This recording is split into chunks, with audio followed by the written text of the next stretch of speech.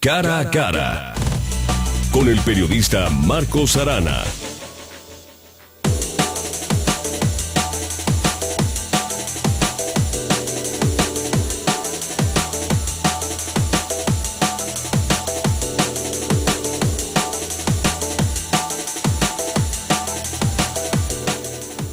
Entre los hechos y las fantasías de Luis Carlos, el caso de Joaquín Guzmán Loera está convertido en un tema de alcances interminables, cuando menos mientras el delincuente no sea reaprendido. El entorno de los hechos se presta para tejer las más inverosímiles historias. Una sola evidencia, una sola, Luis Carlos, es la incontrovertible: la corrupción, dentro y fuera. El libreto de este hecho podría variar en cuestión de personajes, de móviles, de escenarios, de variantes del argumento, pero lo que no cambia es el protagonista, cuando menos el principal, y el telón de fondos que, insisto, es la corrupción. Por eso, Luis Carlos Sainz, periodista que se ha especializado en asuntos de seguridad, de reclusorios, de sistemas de readaptación, será muy ilustrativo que nos cuentes, que compartas con el auditorio, pues todas esas investigaciones que has hecho, la forma como has tratado académicamente, periodísticamente, este tema tan complejo. Por eso me da mucho gusto que estés pues en estos micrófonos que son tuyos, pues es tu casa. Aquí hemos compartido muchos años esta actividad y pues, bienvenido, buenos días. ¿Qué tal? Buenos días, Marcos, buenos días a todos nuestros amigos. Así es, pues con esta noticia que no deja de serlo a pesar de que pasen los días o los años, porque este señor ha sido noticia muchísimos años. Sí. Y hoy, como decías, hasta más adelante se sabrá qué fue lo que ocurrió. Hoy, a más de 14 años, no sabemos qué pasó la primera vez. Fíjate, Luis Carlos, tú conoces, perfectamente el complejo penitenciario de Puente Grande, pero yo te preguntaría, ¿es tan fácil, es tan usual que la gente se mueva tanto dentro como en las inmediaciones de una penitenciaría de este tipo, Luis Carlos? Es tanta la gente que se mueve alrededor. Sin embargo, si hablamos del complejo penitenciario estatal, sí es una marabunta de gente la que va, viene todo el día, y tú sabes que la confianza, el cansancio, la apatía, es lo que va haciendo que los protocolos no se cumplan. En el caso de los penales federales, bueno, a mí me consta que hay mucha seguridad y son muy estrictos alrededor del penal. En este caso a mí no me ha tocado ingresar al Ceferezo debido a que sabemos lo complejo que es. Como abogado podría haber entrado alguna vez, pero tendría que acreditarme como defensor de alguno de estos malandrines, ¿no? Entonces, pues mejor ese lo seguimos viendo un poquito de lejos, ¿no? Pero es difícil hasta para el personal judicial, el personal de jueces, secretarios, ministerios públicos, entrar a una audiencia al penal federal. Porque en este caso... yo al federal obviamente no he entrado, pero quiero compartirte una experiencia personal.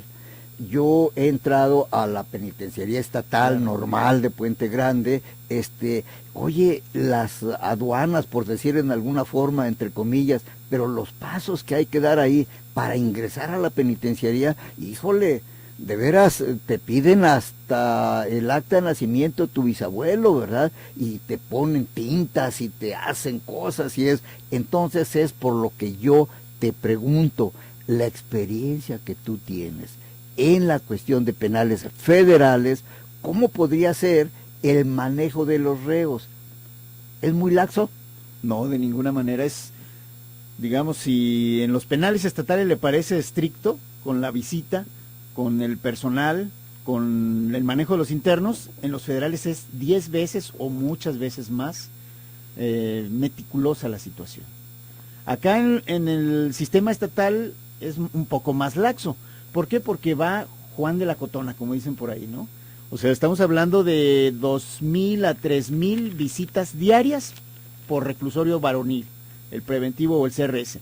Aparte están a un lado los juzgados, va mucha gente a ver su situación jurídica, van vendedores, se hizo de ahí un tianguis en el estacionamiento donde antes solo había afianzadoras en unos camioncitos, ha de recordar hace más de 10 años, pues ahora hay localitos, fondas, hay muchísima gente alrededor de los reclusorios.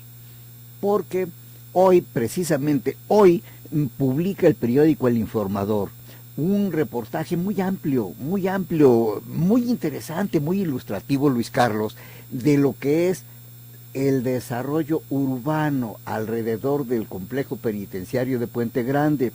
Y estoy hablando, quiero referirme, porque no lo alcancé a leer todo, pero estoy manejando los datos que El Informador publica hoy por la mañana. Hay casas a 60 metros, no quiero imaginarme, obviamente de la cárcel estatal, de las cárceles normales. No habla ahí de 60, 80 o 200 metros de la cárcel federal del Ceferezo. Pero yo digo, ¿cuándo calculas tú que comenzó a rodearse de casas el complejo penitenciario? Yo creo que alrededor de 2000, más o menos del año 2000. Antes no había nada alrededor.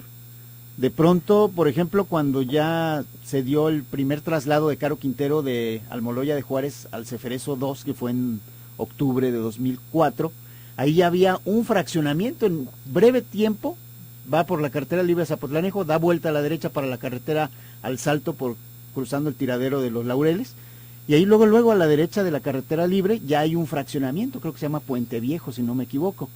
Y empezaron a construir muchísimas casas, un hotelito casi enfrente del acceso directo ya al Ceferezo 2, pero todavía estamos hablando de que esa calzada es como de 1 kilómetro más o menos de distancia, entonces no están tan cerca, pero sí del complejo estatal sí hay construcciones, incluso debido al problema que había de estacionamiento se permitió a particulares, se les concesionaron los terrenos de alrededor para que construyeran, o más bien para que hicieran estacionamiento, porque no hay ninguna construcción.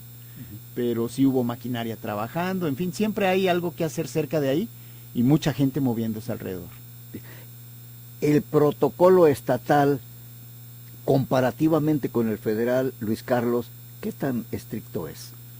Pues es similar porque a nivel nacional se tiene el Sistema Nacional de Seguridad, tiene un protocolo para todas. Quizá en las cárceles municipales no tengan bien entendida la situación porque, pues, tú sabes, se manejan en las presidencias, en las alcaldías, pero ya un penal estatal, un Seinjure, un reclusorio preventivo, un CRS o un femenil, pues ya tienen un protocolo muy similar al de los demás en cuanto a las vigilancias. Ellos mismos incluso se encargan de ir completando les llaman sus consignas, y a veces las plasman por escrito y cambian de comandante o de supervisor, y ellos van agregándole al protocolo, ¿no? Checar los candados en cierto horario, que todos estén en su celda, hacer los rondines en tales horarios, y cuando haya faltante en la lista, pues hacer rápidamente la revisión, ¿verdad? O el rumor de una fuga, nombrar lista inmediatamente, y si le toca a uno de los de las torres o de los de la zona de seguridad, que es todo el cinturón, pues dar el aviso por radio, e incluso si ven al prófugo, efectuar algunos balazos en ese momento, al aire, unos disparos. Bien, vamos a seguir esta plática con Luis Carlos Sainz. Él, insisto, no solamente es periodista, es hombre de leyes, es un profesional del derecho que ha estudiado mucho. Luego nos cuentas del libro que has escrito sobre esta situación, de los trabajos que has hecho académicamente en esta materia, pero yo te voy a compartir y le comparto al auditorio una columna que se publica hoy en el periódico El Informador. ¿Es director de Crónica o de quién es? Oye, de Raimundo Riva Palacio. Bueno, un periodista al que yo no solamente admiro, sino respeto mucho. Es un individuo no solamente informado, sino muy objetivo. Es un individuo muy profesional del periodismo. Hoy hace un análisis que vale la pena compartir con usted, pero lo vamos a hacer después de una pausa. Antes le voy a decir que para comunicarse por WhatsApp con este programa, usted puede utilizar una línea directa, y esta línea directa es el 33 18 80 76 41.